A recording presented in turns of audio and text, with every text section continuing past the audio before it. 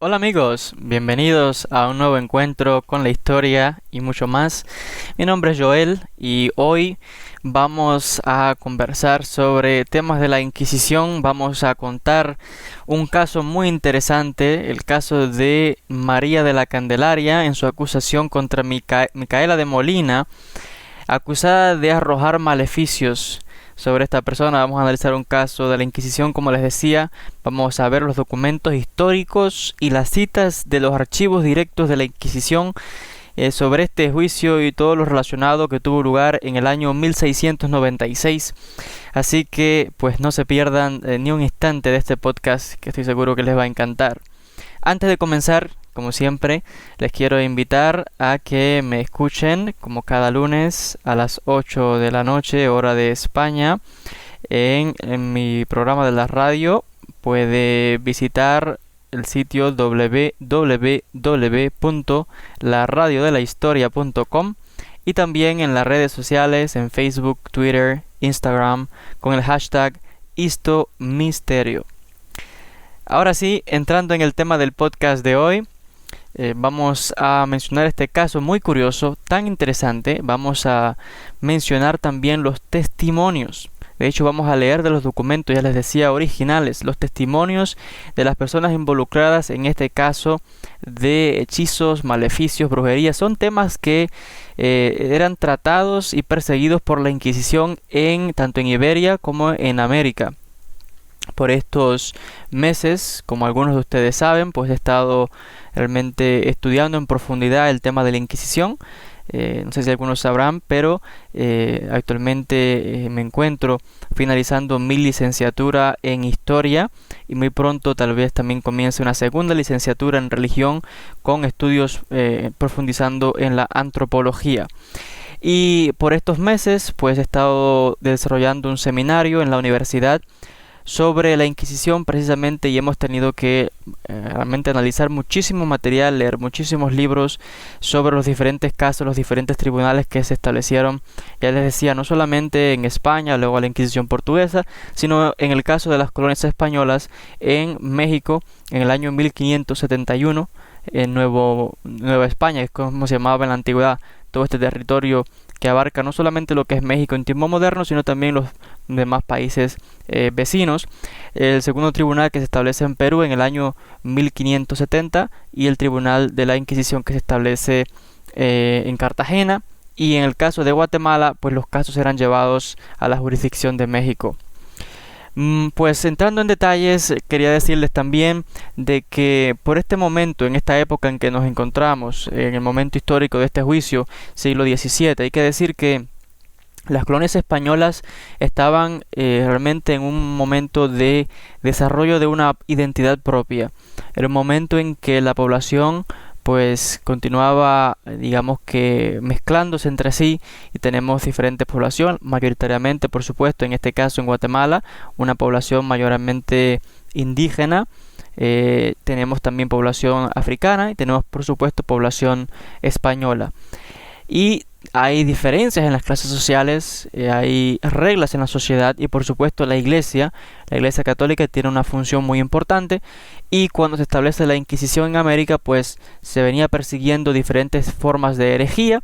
Entre ellas se venía persiguiendo a los judíos conversos, los famosos marranos, o sea, judíos que por las afueras eran cristianos, católicos devotos, pero en secreto practicaban su religión, y esto era algo que la Iglesia, por supuesto, condenaba como herejía, y esto se perseguía.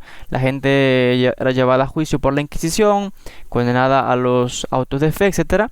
Pero también se perseguía a este tipo de personas por blasfemia, por fornicación, por adulterio, por brujería, hechicerías.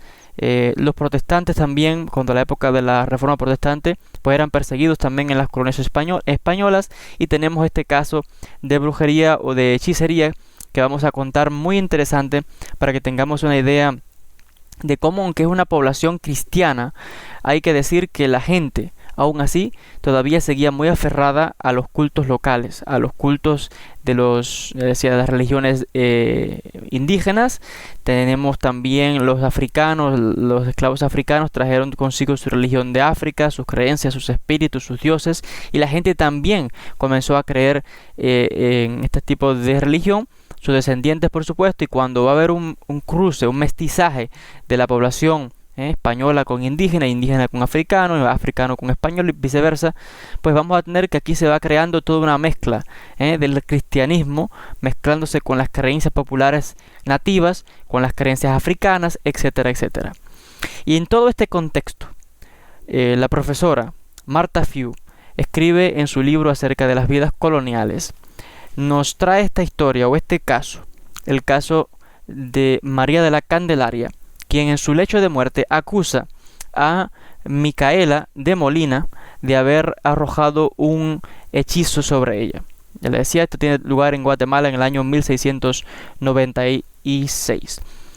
Aquí el Tribunal de la Inquisición fue establecido en el año 1572, cuando se designó el primer comisionado, don Diego de Carvajal. El inquisidor o la Inquisición investigaba estos casos y luego pues las autoridades eclesiásticas de Guatemala, que caían bajo el control burocrático del Tribunal del Santo Oficio de la Inquisición, que se encontraba en la Ciudad de México. Los comisionados de la Inquisición de Guatemala escuchaban las diferentes quejas de desviación religiosa, lo que incluía en este caso, digamos que brujería, hechicería, pactos con el diablo, blasfemia, concubinato, también solicitaciones en los confesionales, porque habían ciertos párrocos que cuando iban a confesar a ciertas mujeres, pues se pasaban con ellas, y tenemos casos de párrocos que se acostaban con las feligresas, y esto también caía sobre la jurisdicción de la Inquisición.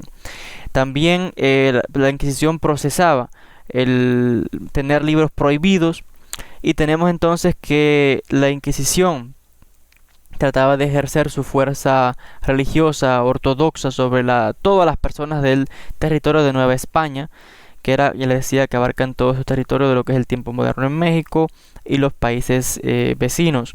Por tanto, también hay que decir que había una excepción para aquellas personas que no estaban bajo la jurisdicción de la Iglesia, y estos eran la población indígena, porque estos, debido a la orden del rey Felipe II en el año 1571, habían quedado fuera de la jurisdicción de la Inquisición, argumentando que los indígenas pues no tenían conocimiento del cristianismo suficiente como para poder distinguir lo que eran herejías, y todavía realmente estaban en un proceso de cristianización, evangelización de la población indígena.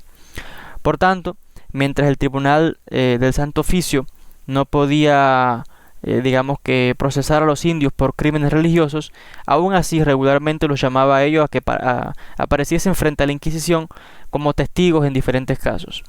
El caso que vamos a contar, les decía, fue un caso de brujería, de hechicería, que se ejecutó contra Micaela de Molina, y el texto afirma, literalmente dice que era una mulata residente en Santiago de Guatemala en 1696. El comisionado de Guatemala, el doctor don José de Baños y Sotomayor, escuchó rumores de que Micaela de Molina, una vendedora de dulces, había echado un hechizo sobre María de la Candelaria, una sirviente indígena que digamos que después de esto pues se había enfermado, ¿no? Cuentan los testigos de este caso, y se había hecho que se pusiera muy enferma y que vomitase numerosos objetos de su cuerpo. Y quiero enfatizar algo antes de continuar, que cuando esto que estoy contando, este caso, que parece realmente sobrenatural, muy interesante, es para que tengamos una idea qué contienen los récords de la Inquisición, qué dicen los documentos, qué podemos extraer de ellos, cuánta veracidad hay en los testimonios de estas personas. No se deben creer todos los testimonios y todo lo que se cuenta literalmente porque alguien simplemente lo contase, aún bajo juramento, porque en muchos casos la gente sabemos que mentía o no comprendía o tenían bajo nivel de educación y atribuían cada cosa a hechos sobrenaturales, como vamos a ver en este caso, porque este es un caso muy interesante, que aunque aquí hay acusaciones de brujería y de cosas extrañas que sucedían, al parecer la cosa era diferente. Había un enfrentamiento entre Micaela de Molina y la india María de la Candelaria, porque aquí había problemas y celos por un hombre, un indio, con el que María de la Candelaria tenía relaciones y el hombre era casado. Y aquí se arma tremendo, digamos que alboroto, y viene la Inquisición en el medio y vemos todas estas acusaciones de mujeres unas con otras, que se acusan de brujería, que se acusan de diferentes cosas. No estamos diciendo de que ciertos detalles no hubiesen ocurrido o que la mujer realmente hubiera hecho trabajos de brujería, etcétera, como era común en aquella época. Pero sí tenemos que establecer un contexto para poder determinar, a la hora de los investigadores, los historiadores, cuando examinamos textos antiguos, tenemos que tener un contexto de todo lo relacionado para tratar de comprender la psicología y el pensamiento de las personas, lo que era costumbre en la época, etcétera, etcétera. Entonces, teniendo esto presente, volvemos al documento que nos habla de que el inquisidor Baños y Sotomayor decidió investigar el caso y pues entrevistó a María de la Candelaria, ¿no? La india que estaba enferma, que estaba de hecho en su lecho de muerte, ¿no? Porque estaba tan enferma que no podía salir de su casa. El inquisidor la cuestionó junto con otros testigos y la señora de María, que era doña Juana González, y doña Juana, la sobrina de doña Juana, llamada Rafaela González. Las tres testigos describieron la enfermedad de María en detalle, incluyendo los síntomas de náusea que tenía, los desmayos que tenía, sudoraciones en el cuerpo y también cómo había expulsado desde de su cuerpo a través de la nariz y a través de su boca, había expulsado sangre, lo que parecían ser rocas y piezas de carbón, pedazos de carbón. Y decían que la enfermedad que tenía María se debía a una serie de problemas que había tenido, peleas, ¿no? con diferentes mujeres, ¿no? Con María de Molina, con una tal García y una mujer llamada Teresa. Y de acuerdo a esto, después de comprobar la evidencia, pues las autoridades de la Inquisición declararon a la mulata Micaela de Molina culpable en este caso de brujería en julio del año 1696. Fueron a su casa, tomaron todos los bienes de la casa, le quitaron la casa también y todo lo que incluía dentro de la casa, la echaron a la prisión en una cárcel pública hasta mayo del año siguiente, y esto pues fue la condena que tuvo que sufrir Micaela de Molina por el hecho de brujería. Los testigos del caso, que residían en la ciudad de Santiago de Guatemala, el mayor de, digamos que Santiago de Guatemala era un centro grande, ¿no? En cuanto urbano, de significancia política y religiosa, capital de la audiencia de Guatemala, ¿no? Donde estaba la sede de la Inquisición, allí en Guatemala. Y a finales del siglo XVII, Santiago de Guatemala contaba con una población de aproximadamente 40.000 habitantes. Ya les decía que era una población multiétnica, donde aproximadamente un 15% de los habitantes se podían identificar como españoles, un 20% de los tributarios que pagaban impuestos pues eran los indios, y un 65% es lo que los textos de la Inquisición llaman gente ordinaria. Esto es un término que hace referencia a todo tipo de mezcla de personas. Aquí estaban incluidos las personas que habían venido de África, tanto esclavos como libres, personas que habían sido liberadas ya de la esclavitud, y se encontraban los que se llamaban las castas. Las castas eran gente de raza mixta, ya les decía, mixto de españoles con indios, españoles con africanos, indio con africanos, etcétera, etcétera. Por tanto, en este documento, en el caso de Micaela de Molina, pues hay que decir de que el comisionado Baños y Sotomayor y los testimonios de María, doña Juana y doña Rafaela, pues fueron significativos, ¿no? A la hora de inculpar a esta esta mulata. Y por supuesto el testimonio de una española y de sus sobrinas, ¿no? En este caso teniendo pues sus sirvientas, pues tenía más peso que el de una mulata o el testimonio de una mestiza o del testimonio de una india. Por tanto, la señora estaba acusando que Micaela le había enfermado a la sirvienta, a su india que trabajaba para ahí, que ahora estaba enferma, que no podía levantarse ni de la cama y que todo el mundo creía que era brujería. Y hay que decir que esto era muy común en aquella época, la época en que en Europa también hubo un gran auge en lo relacionado con las brujas, casas de brujas, brujería y todo lo relacionado. Y en América pues todo, digamos que un hervidero con ese tipo de creencias y diferentes mezclas de religiones que van a converger en las colonias españolas. Hay que decir que el comisionado de la Inquisición, pues en este caso vio, ¿no? Cómo María estaba enferma y la atribuyó también a algo sobrenatural, ¿no? Y es interesante que por qué la Inquisición vio este caso de María de tanta seriedad como para investigarlo. Porque hay que decir que ninguna de las personas religiosas y políticas que estuvieran envueltas en este caso, como el alcalde, miembros del concilio, jueces, notarios públicos, miembros de la iglesia, ninguno denunció estos incidentes ni fueron llamados a testificar en el juicio, aunque estuvieron involucrados, como vamos a contar más adelante. Entonces, ¿por qué la Inquisición se tomó el trabajo de investigar esto? Cuando analizamos este documento desde el punto de vista de la historia para los investigadores, tenemos que considerar diferentes cuestiones. Primeramente, ¿por qué, ya les decía, la enfermedad de María fue tan importante para la Inquisición como para investigar tal cosa? ¿Son acaso esto supersticiones populares? ¿Por qué la iglesia tiene que tomar el trabajo de investigar tal caso? Se podría decir que la enfermedad que tenía María se debía a que estaba embarazada y que luego dio a luz, problemas con el embarazo, y ahora la gente pues estaba atribuyendo el problema de enfermedad a brujería o a hechizos, porque es sabido que María tenía problemas con esta tal Micaela. ¿Cómo explicamos estos testimonios que están bajo juramento y que están hablando la gente de casos sobrenaturales y de causas y efectos un poco inusuales? ¿Cuál es la significancia de María, de su enfermedad, de las cosas que afirma que expulsó de su boca, como vamos a contar más adelante, etcétera? ¿Y qué significaba esto para la gente de Guatemala en el siglo XVII? Para comprender mejor, vamos a citar a los dos testimonios, o a dos testimonios de los varios que se efectuaron, pero vamos a ver el testimonio del doctor don José de Baños y Sotomayor, que es el que ordena una investigación sobre este acto de hechicería, de brujería en lo relacionado. El documento, vamos a citarlo textualmente, dice lo siguiente: en este auto concerniente a lo que sucedió en la casa de doña Juana González para tomar declaración de la India, una mujer enferma por maleficio. Entonces, don José de Baños de Sotomayor va y entrevista a la persona enferma, que en este caso es María, la india sirviente de doña Juana González.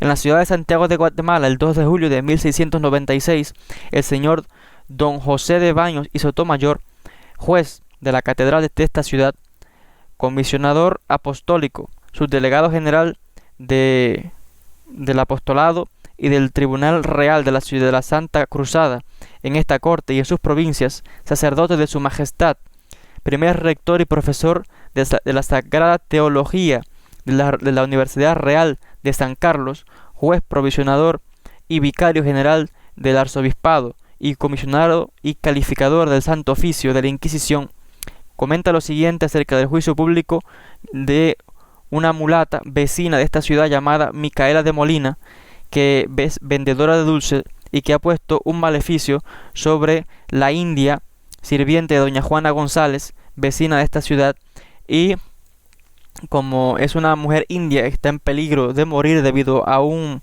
maleficio, dice el texto, nadie ha denunciado este evento y es necesario y propio conocer la verdad para tomar declaración de la mujer de la India enferma y del resto de las personas involucradas. Y según el texto dice que él pues se dispone a hacer el interrogatorio. En el interrogatorio, María de la Candelaria, dice el documento, que pues allí se presenta el inquisidor Baños y Sotomayor y le preguntan: ¿usted sabe por qué estamos aquí? Y ella dice: bueno, me imagino que por el hecho, ¿no?, de que estoy enferma y lo relacionado con los hechizos. Dice el documento lo siguiente: ella afirma y presupone que, dice en este caso, que el inquisidor está allí para conocer, ¿no?, sobre las cosas que ella ha expulsado y que ha vomitado y que presume que son el resultado del hechizo, que el mal que le ha hecho una mulata llamada Micaela de Molina, vendedora de dulces en las calles, y que ha tenido varios encuentros con ellas en los últimos 2 años. La primera causa, dice el texto, la primera vez que se encuentra con doña Juana González, dice el texto que Micaela hace que la señora doña Juana se ponga molesta realmente y causó que María, la sierva de doña Juana, pues se ha mortificado en la celebración en este caso de un día santo cristiano en el año 1694, cuando dice el texto que ella fue agarrada por el pelo por la mulata Micaela de Molina. Dice que en una pelea que tuvieron María con Micaela, y Micaela la agarra por el pelo y la arrastra, es el texto, y esto molestó a la ama, ¿no? A la señora Juana González. Dice el texto que después de estos días, después de la pelea, María de la Candelaria comenzó a sufrir una serie de desmayos y comenzó a botar sangre por la boca y por la nariz. Y aunque María y Micaela más tarde se convirtieron en amigas, tanto la mulata como la india se hicieron amigas, dice el texto que volvieron a pelear por una segunda vez debido a diferentes asuntos. El documento de la Inquisición no menciona aquí todavía cuál es el asunto. Como vamos a ver más adelante, es un problema por hombres. Dice el texto que aunque los testigos involucrados, dice que los testigos caminaban un cierto día, ¿no?, por cerca de la casa donde vive la mulata Micaela, y después de la medianoche, y Micaela provocó a María hasta el punto que comenzaron a gritar. María estaba embarazada y debido al escándalo los vecinos salieron realmente, y causó también que doña Juana saliese y que se molestase y confrontasen a la mulata Micaela, y que de esta manera ella tuvo que marcharse huyendo. Esto ocurrió a finales de octubre del año 1695. Unos días más tarde, María de la Candelaria dio a luz, y dice el texto que inmediatamente comenzó a sufrir de constricciones en el pecho, o sea, apretazos en el pecho, que le causaba mucha angustia y que parecía que estaba a punto de morir, ¿no? Se vio privada de sus sentidos, el estómago y el corazón se le hincharon, dice el texto, y sufrió de esto por 3 meses. Y ninguna de las parteras ni los doctores comprendían la enfermedad que tenía esta mujer. Dos mujeres indias, con las que Micaela tenía, la mulata Micaela tenía cierta relación, pues dice María que la ayudaron a hacerle un maleficio a ella. Una de las indias, esta mujer, vive con Micaela en su casa y que la visita casi todos los días. Y la otra la visita casi todos los días. Su nombre es Teresa, y de esto vive, me parece que en un pueblo cercano conocido como San Cristóbal el Bajo. Teresa es conocida como una hechicera, y María escuchó que se dice que esa india Teresa mató a una mujer, a una mulata, con hechizos, y de hecho fue echada a la prisión, en este caso después de un juicio público en la ciudad. María de la Candelaria también presume que la mujer india que vive en la casa de Micaela es del pueblo de Amatitlán y se llama Jerónima García, y que también ayudó a Micaela a hacerle brujería y maleficios. Y los testigos dijeron que la testigo había tenido una pelea con Jerónima, o sea que esta María se había fajado con Micaela y con Jerónima García también. ¿Por qué? Porque ya les decían que María, dice el texto, y cito, se había tenido relaciones con un hombre casado, un indio también, que de hecho, pues aquí este indio también era sirviente, o era el marido, ¿no?, de una mujer que también trabajaba para doña Juana González. Así que aquí ya estamos viendo los problemas que hay aquí de hombre y mujeres fajadas unas con otras, y unas acusándose unas de otras, y acusándose de hechicerías y que le hicieron cosas y que no sé qué. Entonces vemos tremendo caso que aquí la Inquisición tuvo que desarrollar en aquella época. La india Jerónima más tarde huyó de la justicia, dice el texto, y que se arrestó a la mulata Micaela de Molina y a la india Teresa bajo las sospechas de que le habían hecho un maleficio a la testigo. María de la Candelaria se le preguntó que con qué maleficios o hechizos le había echado Micaela, Teresa y Jerónima, qué tipo de cosas, ¿no? Y ahí dice que 15 días atrás ella la había enviado a hacer un mandado, y se comenzó a sentir decaimiento con desmayo, y que comenzó de repente a echar sangre por la boca, por la nariz, y que la trajeron de vuelta a la casa, y ella continuó pues con esta hemorragia de sangre. Dice que luego de la boca comenzó a expulsar una serie de trapos, de paños de tela que estaban amarrados con una cuerda, y que comenzó también a echar de su boca 2 jícaras según el texto, son 2 copas o pedazos de carbón. Y esto ocurrió en la presencia de su señora, doña Juana González, y del padre Matías Lobo de Utilla, un sacerdote de la ciudad. Más tarde, en presencia también del sacerdote de Nuestra Señora de los Remedios, don Francisco de Pontaza, un sacerdote, y también el sacerdote don Juan de Moncada, y de su señora, esta india María, echó de su boca gran parte también de una especie de tela azul, y que en ella estaban también envueltos pedazos o rollos de pelo humano, y que inmediatamente 3 veces vomitó de su boca una gran cantidad de zacate y una pequeña bola de un trozo de lo que según se afirma era jabón. Y dice que desde el domingo de la fiesta del Corpus Christi, casi continuamente hasta el siguiente jueves, ella estuvo con pues derramamiento de hemorragia de sangre, y que muchos digamos que pedazos de pelo pues salieron desde su nariz. Finalmente, al mismo tiempo, dice que una piedra golpeó la ventana de la casa de la testigo, y que ella en ese momento comenzó también a echar piedras de la boca. Al mismo tiempo que esto había sucedido, y el alcalde ordinario de la ciudad estaba allí, el capitán don Diego de Quiroga, que estuvo en el cuarto junto también con el notario real. Luego de esto, a María de la Candelaria le preguntaron y si ya tienes más sospechas de la mulata Micaela, que si la había hecho más mal, y María Candelaria afirmó que sí, porque dice que comenzó a sentir los efectos del maleficio, que se los atribuía a su enemiga Micaela. Micaela más luego fue a la casa de la hermana de la señora Juana González para disculparse y a decir que ella no había hecho ningún maleficio, que lo habían hecho sus amigas, la india Teresa.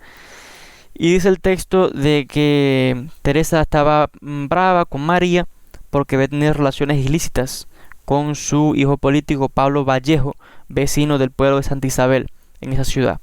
Y por tanto aquí había problemas, ya mencionó, con este hombre, y pues la cosa se complica. La india Jerónima García causó también que la india Tomasa se divorciase, y dicen ella que se convirtió en un ave. Bueno, el asunto es que no se sabe aquí si estas mujeres o estaban delirando o se estaban inventando toda la historia, o es verdad que en cierta parte quizás hicieron algún trabajo de hechicería, de maleficio, como es conocido entre las que era común en aquella época entre las mujeres, estos problemas con maridos casados y hombres y qué sé yo, y mujeres embarazadas y dando a luz. Entonces lo que estamos viendo aquí es para que tengamos una idea de que había problemas entre estas mujeres, y que se empezaron a acusar de diferentes cosas, de hechicería, de brujerías. La sirvienta de esta Juana González, que era española, pues era una señora española, Juana González, su sirvienta María, una india, pues se le había enfermado, y ahora también pues quería retribución por esto, ¿no? Porque esto significaba una pérdida importante para una señora de aquella época. Y sucede entonces que por ello es que la Inquisición aquí se ve envuelta en todo ese tipo de cosas, porque recordemos que la Inquisición perseguía este tipo de herejías, de prácticas, que aunque no condenaba técnicamente a los indios, pero sí los llamaba a testificar, y sí perseguía a los españoles y cualquier tipo de desviación de ortodoxia católica. Entonces estamos viendo un documento muy interesante con acusaciones por ambos lados, aquí y allá. De hecho es un caso más largo, porque ya les decía que se entrevista a doña Juana, o sea, la ama de la casa, doña Juana González, se entrevista también a su hermana Rafaela González, etcétera, etcétera, hasta que pues hay una, digamos que una suma de las evidencias, y finalmente pues se declara que la mulata Micaela pues es culpable de lo que se le acusa. Y les decía entonces de que según esto pues la condenan en el año 1696 de brujería, le quitan su casa, las cosas que tenías, y la echan a la prisión, al parecer que por 1 año, hasta el año próximo siguiente. Es muy interesante otra vez cuando analizamos los textos de la Inquisición, cómo tenían que lidiar realmente con hechos de la vida cotidiana de las personas, con problemas personales de la gente, y que si por alguna razón estos asuntos estaban conectados con teología, con doctrina, con creencias, con espíritus, con hechicerías, con pactos con el diablo, con judaizantes y cosas relacionadas, pues estos son crímenes desde el punto de vista religioso y son o caen bajo la jurisdicción de la Iglesia y de la Inquisición, que era el instrumento que utilizaba la Iglesia para mantener la ortodoxia en aquella época. Es realmente fascinante lo que los textos nos revelan y cómo para los investigadores, ¿qué podemos extraer realmente de estos textos? Porque no, les decía, no se puede creer la evidencia así como así, sino que hay que examinar, ¿no?, cuáles son los motivos detrás, qué tanta verdad hay en lo que se cuenta en estos textos, por qué son significativos, por qué la Inquisición los investigaba, etcétera, etcétera. Es muy significativo que nos apunta también y nos deja ver, ¿no?, la sociedad digamos criolla que estaba desarrollándose en aquella época en Guatemala y en todas las partes de las colonias españolas en América, el mestizaje que estaba teniendo lugar, la mezcla de creencias y de religiones, ya les decía, como las religiones africanas, las religiones de los nativos indígenas y mezclados con el cristianismo también. Y todo esto de mayor capital importancia para la Iglesia, que por supuesto querían mantener a un cristianismo puro y sin contaminación, lo cual resultó por supuesto algo imposible hasta el mismo día de hoy, donde tenemos que la gente tiene diferentes creencias religiosas y en muchos casos pues se ha sincretizado el cristianismo con todas estas prácticas y creencias locales. Hasta aquí con este podcast del día de hoy. Espero que haya sido muy interesante para todos ustedes. Siempre les agradezco a todos por la atención, por haberme escuchado. Les digo que si les ha gustado, no dejen de suscribirse a mi canal para estar al tanto con las novedades y seguir los próximos capítulos. Puedes seguirme también en mis canales de YouTube, en las redes sociales. Siempre les digo que puede también revisar el contenido adicional de mi canal para continuar aprendiendo sobre temas de historia, religión, filosofía, misterio y muchísimo más. Agradecidos a todos por la atención y hasta un próximo encuentro. Un saludo grande para todos.